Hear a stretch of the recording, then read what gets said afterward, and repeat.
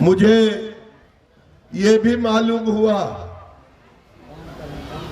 जो गांव में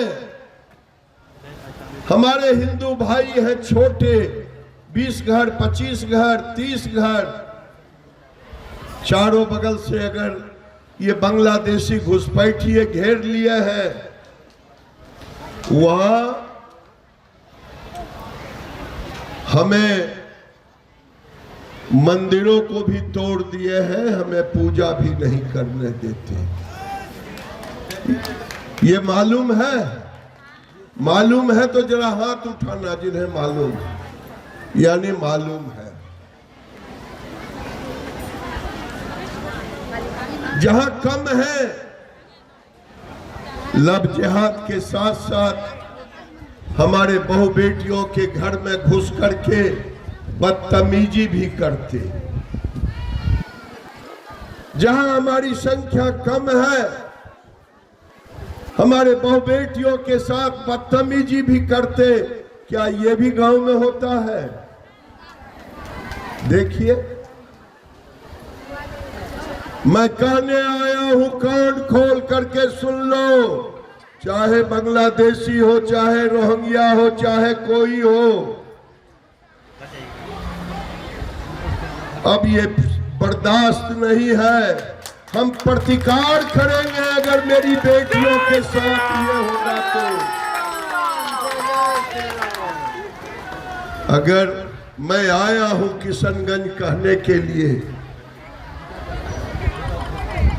एगो कोई लकड़ी तोड़ लीजिए सुखल, और उसको जो चाहे वो तोड़ दे।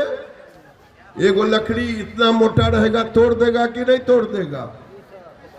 लेकिन सुनिए, अगर ये लकड़ी 500 लकड़ी जमा हो जाए, गट्ठर बन जाए, तो कोई पहलवान भी तोड़ पाएगा क्या?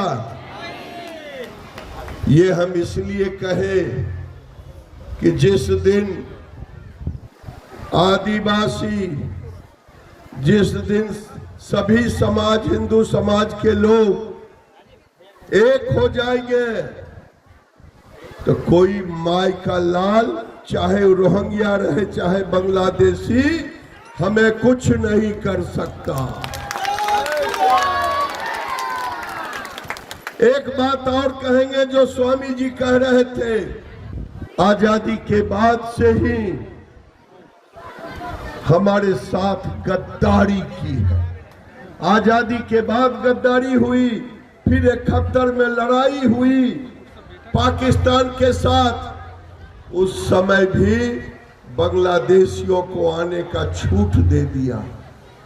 इसलिए मैं कह रहा हूं कि सब मिलकर के इकट्ठा हो और एक साथ रहोगे तो सुरक्षित रहोगे। बटोगे तो बटोगे तो बटोगे तो बटोगे तो कटोगे, तुम खुद कह रहे हो दीदी। और इसलिए हर लोग अपने घर में महादेव का दिया हुआ, देवी का दिया हुआ, दुर्गा मैया के हाथ में तलवार रहता है न,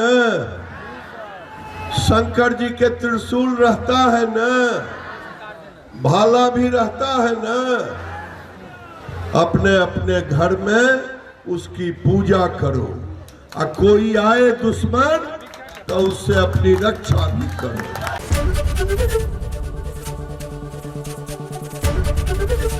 एबीपी गंगा, खबर आपकी, जुबान आपकी।